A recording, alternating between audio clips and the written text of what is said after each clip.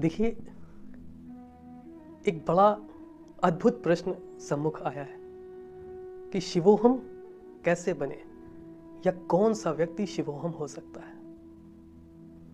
ध्यान रखिए, शिव को शिवोहम, शिव और अहम का मिश्रण, जब आप शिव से मिश्रित हो जाते हैं तो शिवोहम को प्राप्त करते हैं। और ध्यान रखिएगा, ऐसा व्यक्ति हर बाध्यता के परे चला जाता है।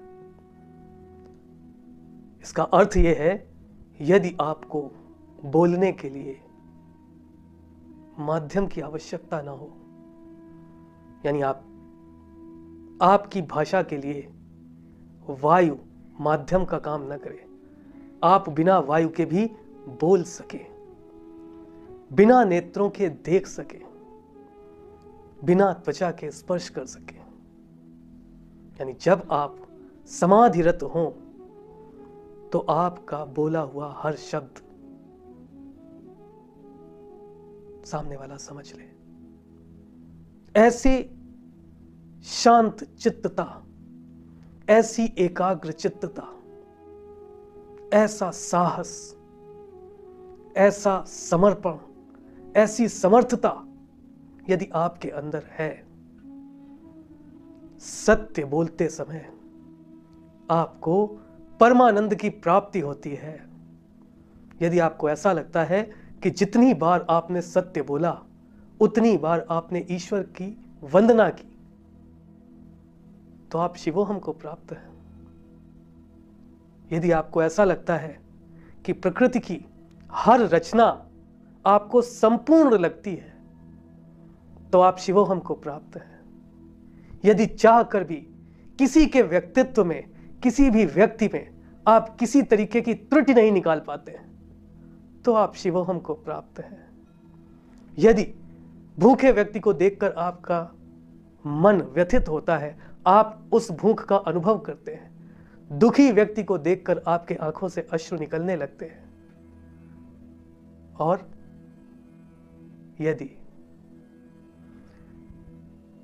पूरे सृष्टि के हर प्राणी के प्रति आप कृतज्ञ हैं, आपको ऐसा लगता है कि सभी उस शिव की रचना है जिसको आप प्राप्त करना चाहते हैं, और बार बार आपका मन इस प्रकृति को धन्यवाद करने का करता है, और आप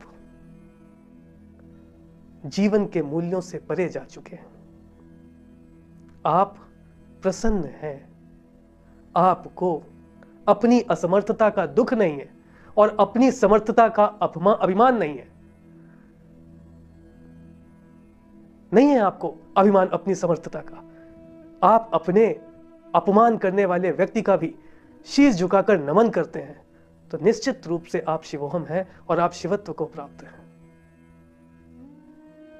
शिव एक अलौकिक शक्ति है, सर्वथा सार्वभौमिक शक्ति, जो आपको समर्थता का पर्याय बना देती है।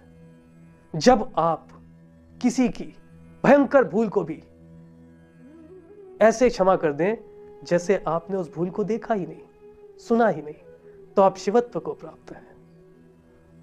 सृष्टि के नियमों का, प्रकृति के नियमों का यदि आप ऐसे पालन करते हैं, इतनी बाध्यता से पालन करते हैं जितनी बाध्यता से आप श्वास ले रहे हैं, तो आप शिवत्व को प्राप्त हैं और आप शिवोहम हैं।